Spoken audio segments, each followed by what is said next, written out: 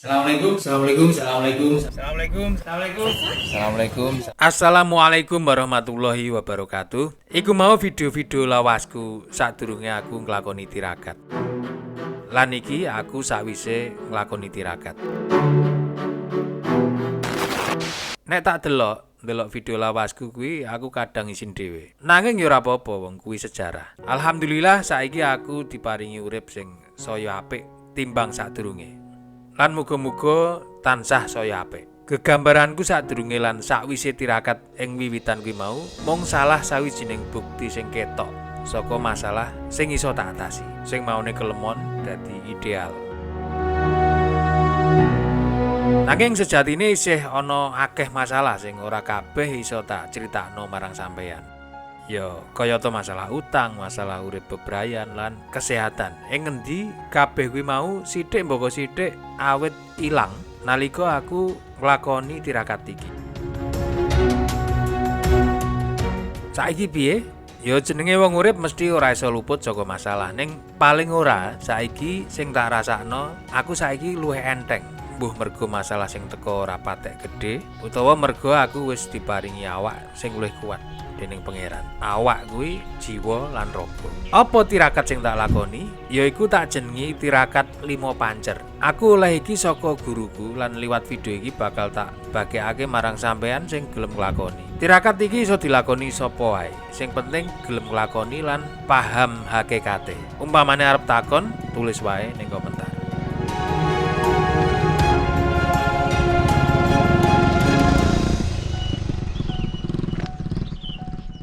Sedulur papat kalimo pancer. Sedulur papat kalimo pancer yaiku kapercayan Jawa kuno. Ing ngendi wong-wong jaman dhisik kuwi percaya yen awake dhewe iki duwe sedulur sing cacahe papat, sing tansah njaga awake dhewe ben iso pancer. Dadi kalimo pancere yaiku awake dhewe. Sedulur papat ing wujud fisik yaiku Kakang Kawah, Adi Ari-ari, Getih lan Puser. Dene ing wujud non fisik ing layang Jayabaya iki diarani malaikat Jabarala, Makahala, Hasarapala lan Hajarala. Aku ngerti istilah sedulur papat iki saka seniorku wong Jepara ing taun 2006 kurang luwih. Nalika kuwi iki tak anggap klenik. Ning sawise tak gagas lan takon marang guruku, konsep iki tibake padha karo sing disebutake ing Quran, yaiku ing Al-Qur'an surat Ar-Ra'd ayat 11. Nek ora percaya bukaan dhewe Quranmu. Isine kaya ngene. Allah Ta'ala kagungan malaikat kang padha gilir gumanti, kang padha anjaga manungsa saking ngarepe lan saking mburine. Kabeh padha njaga sebab perintah-perintahe Allah. Sak temene Allah Ta'ala ora ngowahi utawa ora njabut nikmat-nikmat kang kapringake marang kawulane kejaba menawa kawula-kawula mau padha ngowahi lakune dhewe-dhewe. Arikala Allah Ta'ala ngersakake nyiksa siji kaum mula ora ana tolake. Wong-wong kang dikersakake katurunan siksa mau ora ana kang bisa ngalang-alangi kejaba Allah Ta'ala dhewe. Dadi arti lan tafsir ayat iki kanthi jelas nerangake yen sing gawe nasibe awake dhewe dadi elek kuwi ora merga pangeran, ora merga Gusti Allah, nanging merga polahe awake dhewe sing ngadoh saka rahmate pangeran. Pangeran wis maringi malaikat kanggo njaga awake dhewe ben ora slewah awan bengi. Ning awake dhewe sing ndablek lan ucul saka para malaikat sing ngejak kebecikan kuwi mau. Keputusan-keputusan sing digawe mlengkar saka jalur sing pancer. Mula nalika ora pancer kadang awake dhewe dielingno, didukani dening Gusti Allah ben iso mbalik pancer. Ning ora kabeh wong ngerti maksude. Mula awake dhewe kudu gelem ndonga lan nglakoni tirakat ben awake dhewe tansah oleh tuntunan saka pangeran liwat malaikat utusane kanggo njaga awake dhewe kalebu nalika nggawe keputusan. Tirakat. Tirakat kuwi miturut Kamus Besar Basa Indonesia tegese ngempet hawa nepsu. Iki uga dipadakno karo istilah laku. Tirakat dhewe kuwi minangka tembung adopsi saka basa Arab thariqah sing banjur dadi tarekat utawa dadi tarekat lan banjur dadi tirakat. Sing tegese yaiku tata cara utawa dalan kanggo nyedhakno awak marang Gusti Allah. Dadi iki padha karo upawasa sing nate tak bahas ning video sadurunge. Mula 5 tirakat sing tak sebutake iki mengko minangka cara utawa latihan sing kudu dilakoni bolak-balik nganti dadi pakulinan. Sing tujuane ora liya yaiku kanggo nyedhakno awake dhewe marang Gusti Allah. Tirakat kaping pisanan, nyenyuwun. Sajroning nglakoni urip iki, saben wong mesti duwe pengalaman dhewe-dhewe. Semono uga sampeyan. Kadang awake dhewe ngrasa mlakune awake dhewe iki kaya ana sing bimbing. Rencanane arep ngetan ning malah lunga ngalor dhisik lan tibake ning lor ketemu babagan sing luwih apik tinimbang marak ngetan. Ngono iku jenenge ma'iyatullah. Awake dhewe wis dituntun dening Gusti Allah. Ma'iyatullah iki iso kelakon yen frekuensine awake dhewe lagi nyambung karo sing gawe urip. Ning jenenge menungso, frekuensi iki kadang ana, kadang ilang. Kadang nyambung, kadang ora. Pas nyambung awake dhewe panjer lan pas ilang dadi slewah. Awake dhewe iki sedulur kaping 5. Ing falsafah sedulur 4 kali 5 panjer. 5 panjer kuwi ya awake dhewe sing kudune iso mlaku ing dalan sing panjer. Dalan sing panjer iki ing kawruh Islam diarani Shiratal Mustaqim. Awake dhewe sejatine sering ndonga iki ben diparingi dalan sing panjer paling ora ping 17 sedina sewengi. Yaiku subuh ping pindho, zuhur ping 4, asar ping 4, maghrib ping 3 lan isya ping 4. Mula yen ana sing takon, kenapa kok uripku rasane susah? Menawa ya mergo arang lakoni ritual 5 wektu kuwi. Arang nyuwun dalan sing panjer. Nanging kenapa ana sing wis nglakoni salat 5 wektu ning kok kadang isih ora panjer? Ya menawa durung ngerti hakikate lan durung ngerti makna terjemahane. Lah nek ora ngerti kan ya ora iso mbatek. Donga ben diparingi dalan sing panjer kuwi sejatine ana ing Al-Fatihah ayat 6. Ihdinas siratal mustaqim. Paringono kula dalan ingkang lurus, dalan ingkang panjer. Banjur dilanjut ayat 7, siratal ladzina an'amta alaihim. Dedalane tiang-tiang kang padha keparingan nikmate panjenengan. Ghairil maghdubi alaihim waladdallin. Sanes dalane tiang-tiang sing kenging bendu lan tiang-tiang sing sami kesasar. Al-Fatihah ngajari awake dhewe dadi wong kang panjer. Donga ing jero surat Al-Fatihah iki kudu disebut lan dibatek terus kanthi tenanan. Paling ora ping 17 sedina sewengi. Paling ora kuwi minimal bareng karo salat 5 wektu. Kenapa kudu ping 5 ing wayah-wayah sing wis ditentokake? Merga ing sedina sewengi kuwi awake dhewe kadang reget lan plengkar. Mula ing wektu-wektu salat kuwi mau awake dhewe dipancerno maneh. Ben plengkare ora adoh-adoh. Kaya dene adus, salat kuwi ngresiki bolot-bolot sing nempel saka njaba ben dadi resik maneh. Lewat salat lan Al-Fatihah sing dibatek kuwi mau, vibrasi sing metu saka awake dhewe ing 5 wektu dadi iso nyantol karo frekuensine pangeran. Mula kenapa iki kudu dilakoni terus-terusan seumur hidup.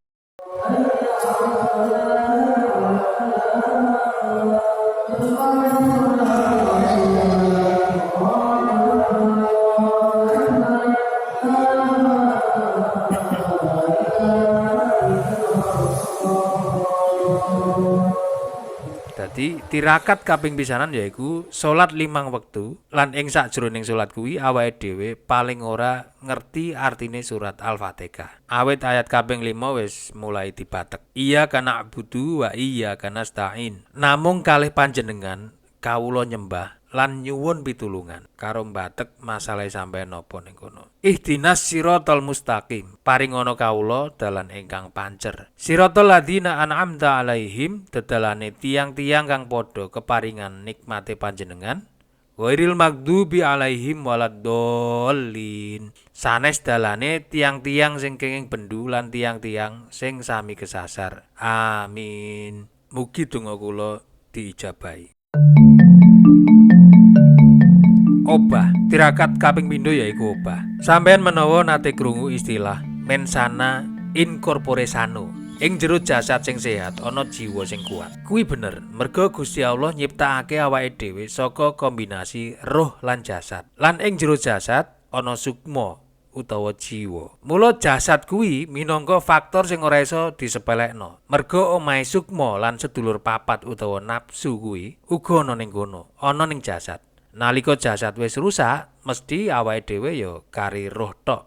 alias mati. Mergo jasate wis pegatan karo roh. Jasad kuwi kudu dijaga. Biyen pas untuku lara, konsentrasiku uga melu mudhun lan emosiku uga dadi ora stabil. Banjur yen aku kakean mangan lan kelemon, konsentrasiku uga mudhun, ngantukan lan ora kreatif. Keputusan sing tak gawe uga dadi elek. Iki bukti yen jasad kuwi uga penting. Kabeh mau iso dilakoni kanthi latihan. Jiwa lan raga sing sehat iso nglairake keputusan sing apik. Keputusan apik ndadekake tumindak apik. Tumindak apik ndadekake pakulinan apik. Pakulinan apik ndadekake karakter apik lan karakter apik ndadekake nasib sing apik. Iki muter terus kaya cakra manggilingan. Mula kudu dilatih lan dikulinakake.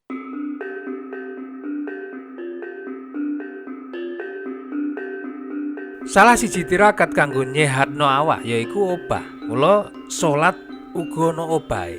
Ana rakaate, ana ruku, ana sujud lan sak panunggalane. Ora mung meneng tok utawa kaya wong semedi, utawa mung ngangkat tangan loro tok. Ora cukup kuwi ning ana obahe. Mergo obah kuwi minangka salah siji kunci. Kuwi makna obah ning ritual salat. Saiki makna obah ing urip bendinane. Bayangno sampean urip ing jaman Nabi Adam. Tangi turu, mesine ora ana sing jenenge teh anget lan sarapan. Sampean kudu obah dhisik lan kena srengenge kanggo iso oleh panganan. Nganti jaman mbah-mbahe awake dhewe, menawa obah kuwi isih dilakoni kanggo salah siji cara golek mangan. Contone lunga ning sawah utawa dagang ning pasar. Kuwi kabeh butuh ngobahno awak. Ya obah kanthi teges olahraga, ya obah kanthi teges golek nafkah. Nanging merga penggawean saiki kuwi maneka warna, mula obah kudu dilakoni kanthi kepisah saka penggian utama. Nek macul mesine awake dhewe iso kerja sinambi olahraga. Ning nek kanggo wong-wong sing kerjane ning ngarep komputer utawa ning kantoran, mesine ya kudu disempatno kanggo olahraga. Ben awake obah lan metu kringete.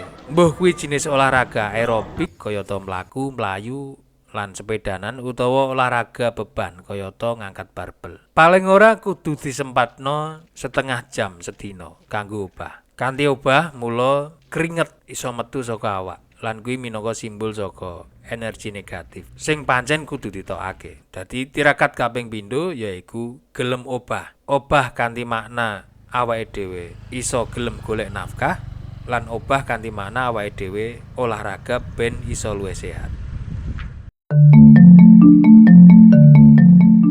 Turu.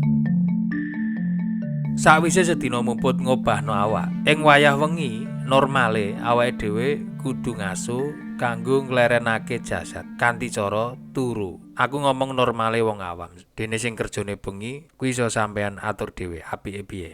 Turu kuwi ora mung meremno mripat, ning iki ngandhut makna sing luwih jero. Turu kuwi sejatine rohe awake dhewe nembe pisah karo jasad. Nanging bedane karo mati, nek wong mati kuwi rohe ora balik maneh ning jasad, dene nek turu rohe balik nalika menungsane tangi. Dadi turu kuwi ora aktivitas sing sepele. Iki ra paen-paen. Ning mergo wis kulino ya dadi biasa wae. Menawa sampean nate krungu tirakat melek bengi, iku ya ora salah. Ning masalahe kadang awake dhewe langsung jujuk ing kawruh sing angel lan ora gelem nglewati tirakat sing enteng dhisik. Kaya dene cah TK langsung melu tirakate cah SMA. Ya mesine dadi akeh pedote lan dadi ora istiqomah. Kanggo wong awam, turu kuwi minangka tirakat sing paling gampang, sing kudu dilakoni dhisik. Gampang ning uga akeh wong sing ra iso. Sawise wis iso ngatur turu, nembe iso ngatur melek wengi. Kayata tangi ing sepertelon wengi pungkasan kanggo salat tahajud. Kuwi ora ucul saka babagan turu. Mergo tahajud kuwi pancen becike diawiti saka turu dhisik lan banjur tangi. Tangine paling ora sadurunge subuh. Piye ben iso tangi sadurunge subuh? Ya turune kudu cukup. Turu sing cukup kuwi nek kanggone wong normal yaiku 6 nganti 8 jam. Kuwi miturut dokter. Dadi nek pengen tangi jam 4 isuk, mula ya kudu mapan turu maksimal jam 10. Kuwi kanthi cara kuantitas utawa saka ukuran suwene. Sakliyane iku sing ora kalah penting yaiku kualitase. Yen wis iso ngatur kuantitase, biasane mengko sithik-sithik iso mlangkah ning kualitas. Cara sing diajarake guruku, sadurunge turu awake dhewe menengsik kira-kira 5 menitan kanggo njaluk ngapura marang kabeh tumindak sing wis dilakoni dina iki lan sakwise kuwi banjur ngucap matur nuwun marang apa wae sing wis diparingake ing dina iki. Nembe sawise kuwi sampeyan iso maca donga sadurunge turu, bismika Allahumma ahya wa bismika amut, banjur nembe mapan turu. Ning intine dudu soal rapale utawa dongane iku mau. Mergo nek sampeyan krapal tok ora ngerti maknane ya padha ae. Dadi tirakat kaping 3 sing kudu awake dhewe lakoni yaiku turu kang cukup kanthi kuantitas lan kualitas. Mangan. Tirakat kaping 4 yaiku soal mangan. Awake dhewe iki iso modot kaya ngene iki, ket bayi banjur dadi bocah terus dadi gedhe kaya saiki merga dipakani. Merga awake dhewe nglakoni aktivitas mangan, nglebokno zat-zat ing jero jasate awake dhewe lewat cangkem. Awake dhewe iso obah merga ana energi. Nah, energi kuwi asale saka panganan. Saripati panganan sing mlebu lewat cangkem dadi sel kanggo pertumbuhan lan dadi energi kanggo obah. Lan sisane dibuat dadi taek, uyuh lan keringet. Nah, porsi sing paling gedhe yaiku energi. Bayangno nek iki ora dadi energi, panganan sing wis sampeyan plok kuwi wis pirang ton abote. Mula iki penting. Nek panganan sing dilebokno elek, energine sing ditokke uga elek. Sapa awake dhewe iki sejatine iso diterangno saka apa sing awake dhewe pangan. Yen sing dipangan elek, mula kasile elek. Yen sing dipangan apik, kasile dadi apik. Nek ing piwulang Islam, panganan sing mlebu ning awake dhewe iki kudu halal lan thayyib. Halal kuwi iso mergo zate utawa iso mergo sifate. Mergo zate contone sego iku halal dene babi kuwi haram. Kopi kuwi halal, vodka kuwi haram. Kuwi jelas. Ning uga ana halal mergo sifate. Contone padha-padha sego, ning ana sego sing halal lan ana sego sing haram. Sego sing diolehi saka kasil ngapusi, nyolong utawa korupsi kuwi senajan halal kanthi zat ning dadi ora halal kanthi sifat. Yen sego saka kasil korupsi ki mau dipangan iki yo mbebayani. Mergo pungkasane energi sing metu saka awake dhewe dadi energi negatif. Menawa contone anake dadi kemaki, seneng pamer-pamer lan sak panunggalane. Wis akeh contone. Intine kuwi ora ndadekake berkah yen nganti dipangan karo anak lan bojo. Kaping pindho thayyib. Cara gampange thayyib kuwi tegese apik kanggo awak. Sego nek wis mambu senajan halal dadi ora thayyib. Panganan sing wis tiba ning lemah nek ora diresiki dhisik langsung dipangan kuwi ya ora thayyib. Ning ana uga sego sing senajan isih anget nanging ora thayyib. Yaiku sego sing porsine kakean, mangane kakean.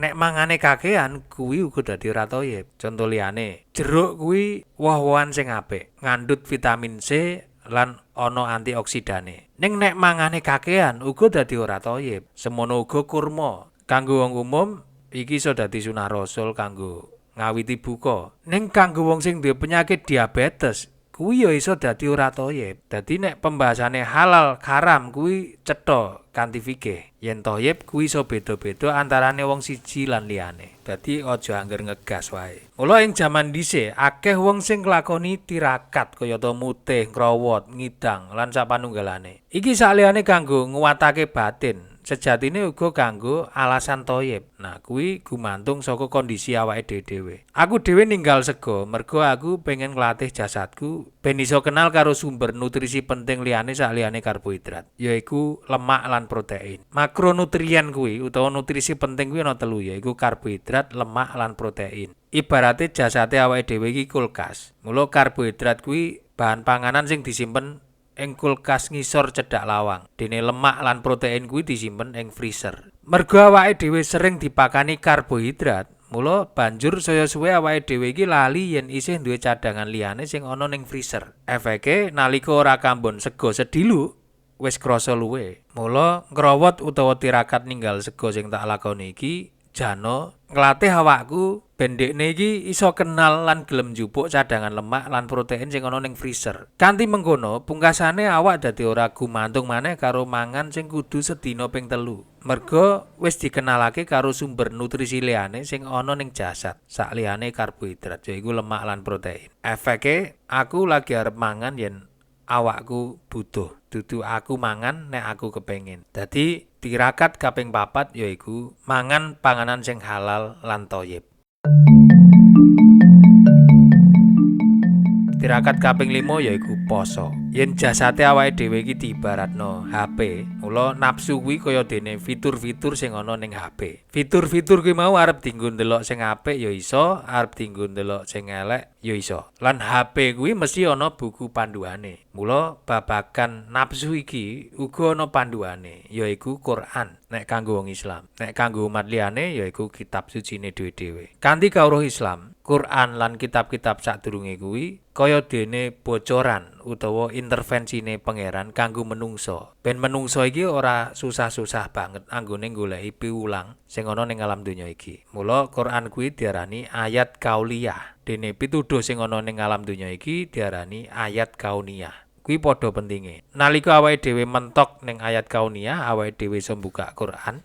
Ning sing ora dijelaske ning Quran otomatis berarti wis ana ning alam donya. Iso digoleki kanthi cara ilmu pengetahuan. Piwulang babagan poso iki ana ing kitab-kitab suci lan uga ana ing ilmu kesehatan. Dadi kanthi kauliyah lan kauniyah ana kabeh. Lan ora mung dilakoni dening wong Islam tok, ning uga wis dilakoni dening kaum-kaum sadurunge Islam. Dadi iki sifate universal. Nanging ora kabeh wong gelem lan kuat nglakoni. Poso kuwi ora mung ngempet mangan lan ngombe tok, nanging hakikate yaiku nglatih nepsu ben iso dikendhalekno. Mergo nepsu kuwi ra iso diilangi, wong awake dhewe iki menungso. Nanging iso dikendhalekake. Saben-saben wong beda masalahe. Mula monggo distel dhewe karo kondisine awake dhewe-dhewe. Sampeyan sing luwih ngerti, nafsu sing ndi sing paling menonjol. Yen aluamah susah diatur, mula mangane awake dhewe ya kudu tetep diwatesi. Senajan wis poso, ning ya ora oleh terus dilos pas buka. Mangan kanthi kuwaregen lan ngombe nganti klempoken.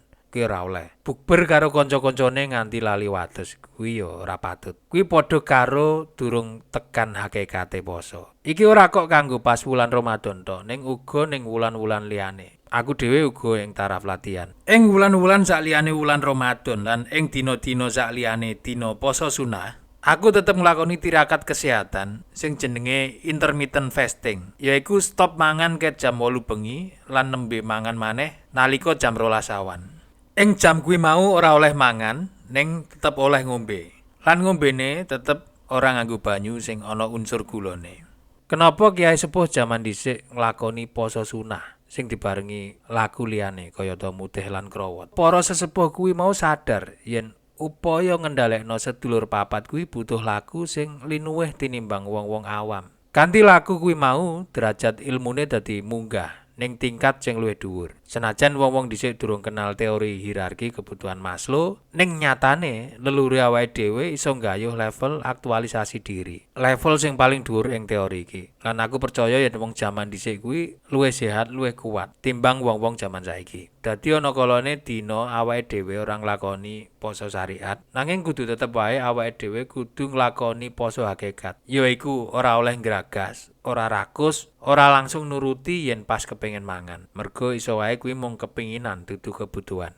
Sakliyane kudu halal, panganan sing awake dhewe pangan uga kudu thayyib. Ki mau soal nafsu aluwama ing sedulur papat. Lanjut ning nafsu liyane yaiku nafsu supiyah. Lewat poso awake dhewe sithik mboko sithik iso miwiti ngilangi rasa tresna sing kakehan marang donya. Awake dhewe wis ora merinan lan kemilian maneh. Lewat poso awake dhewe iso mindah panggonan donya saka sing asale ning jero ati dadi pindah ning tangan. Dadi sugih kuwi ra masalah yen kuwi dideleh ning tangan, dudu ning ati. Yen donya wis iso pindah saka ati menyang tangan, mula awake dhewe malah bakal luwih dipercaya dening pangeran. Lan dititipi donya sing luwih akeh tinimbang sadurunge. Mergo donya sing dititipno ning awake dhewe ora dipek dhewe, ning iso dadi manfaat marang liyan. Lanjut maneh yaiku nafsu amarah. Kegandengan karo sifat ngamukan. Wong iku kebagi ing 4 golongan. Golongan pisanan yaiku wong sing angel ngamuk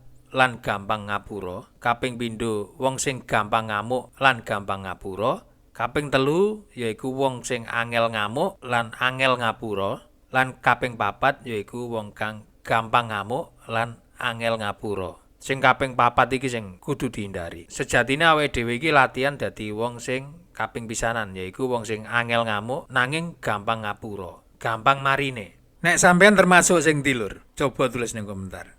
Ngamuk kuwi alamiah lan ora dipenging. Alamiah mergo kuwi gawan bayi lan ora dipenging yen kuwi ditujokake kanggo ngelokno babagan sing ora bener lan ora bener. Contone nalika ana wong sing ntrobos antrian, ya awake dhewe oleh ngelokno merga kuwi perilaku sing salah. Njupuk hak-hake wong liya sing wis gelem antri ning ngarepe. Lah nek awake dhewe gelem ngelokno kuwi jenenge awake dhewe wis nglakoni nahi mungkar. Nanging carane ngamuk kudu pas lan sakwise kuwi kudu gampang menehi ngapura yen kabeh wis tumrap. Gething karo sifat olone nanging sakake marang sing nglakoni. Perilaku kaya ngene iki iso dilatih kanthi nglakoni poso. Lewat poso, sithik mboko sithik awake dhewe iso luwih dadi alus lan sabar. Apa sing metu saka latine awake dhewe dadi apik, apa sing awake dhewe ketik ning komentar ning sosial media uga dadi luwih sopan. Lan nek umpamane ora penting, ya ora ngetik utawa ora nge-share apa wae. Sifat sing alus, sabar lan ora sombong iki iso nglairno karisma sing iso ndadekno wong liya dadi simpatik marang awake dhewe. Kanggo sampean sing isih bujang, sakwise iso ndadekno watak sing becik, laku poso uga iso nduweni manfaat kanggo narik jodoh sing apik. Merga wong apik mesti ketemu wong apik, ketemu sing sak level. Lan poso uga iso dadi solusi ning babagan syahwat. Pungkasan yaiku nafsu mutmainnah. Liwat poso, awake dhewe wis ora perlu kuwatir maneh yen kebecikan sing dilakoni ora digunggung karo wong liya. Merga tujuane awake dhewe dudu wong maneh, dudu menungso maneh, ning wis munggah tingkatan dadi marang pangeran. Sing dadi siji-sijine tujuan. Semono uga nalika digunggung. Iki ora ndadekake awake dhewe dadi gedhe ndas lan krasa wis paling alim timbang liyane. Iki minangka level sing angel. Nanging tetep iso awake dhewe gayuh. Perlu dieling yen nasib apik kuwi asale saka keputusan sing apik. Lewat poso, unsur-unsur penentu keputusan sakjroning urip dadi luwih apik. Merga sedulur papat wis kompak karo ruhe awake dhewe. Yen diibaratno nasib kuwi garis, mula keputusan kuwi titik sing nyambung saben detik, menit, jam, dina, wulan lan taun. Dadi garis sing jenenge garis nasib. Dadi keputusan sing awake dhewe pilih angger dinane kuwi padha karo awake dhewe lagi nggambar garis nasibe awake dhewe. Lewat poso, awake dhewe dadi iso dituntun karo pangeran nalika nggawe garis sing bener lan bener lewat unsur-unsur penentu keputusan. Unsur-unsur penentu keputusan kuwi uga ana papat, yaiku cipta, karsa, rasa lan karya. Cipta yaiku pikiran, sumber kabeh logika, ide, imajinasi, kreativitas lan ambisi. Pikiran kuwi asale saka informasi sing ditampa dening utek banjur diolah kanggo bentuk konsep, pertimbangan lan gawe keputusan. Logika sing apik ndadekno keputusan sing apik. Banjur rasa. Rasa kuwi minangka emosi utawa reaksi tumrap kedadian lan pengalaman urip. Emosi apik nglairno keputusan sing apik. Terus karsa. Karsa minangka kekarepan utawa niat, yaiku motivasi ing jero individu kanggo nindakake keputusan lan rencana. Niat iki iso disebabno saka rangsangan eksternal, uga iso saka jero awake dhewe. Niat sing apik nglairno keputusan sing apik. Karya minangka tumindak sing ngasilake wujud konkret, saengga iso diakoni lan duweni pengaruh marang lingkungan sekitar. Keputusan sing apik ndadekno tumindak apik, lan tumindak sing apik ndadekno keputusan apik. Dadi molak-malik kaya ngono. Mula karya sing apik kuwi uga penting. Tak pikir iku wae sing iso tak aturake ing video iki. Yen ana sing kurang lengkap utawa salah, monggo tulis wae ning komentar. Aku sadar yen mesine ora kabeh iso tak aturake ing video iki. Kapan-kapan disambung meneh yen awake dhewe isih diparingi umur lan kesempatan. Matur nuwun wis gelem nyemak nganti pungkasan. Billahi taufik wal hidayah. Wassalamualaikum warahmatullahi wabarakatuh.